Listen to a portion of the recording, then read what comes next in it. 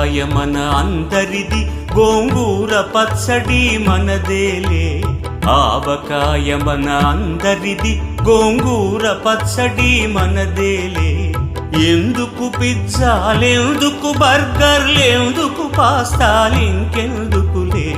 ఎందుకు పిజ్జాలెందుకు బర్గర్లెందుకు పాస్తాలింకెందుకులే. ఆవకాయ మన అందరిది, గోంగూర పచ్చడి మనదేలే.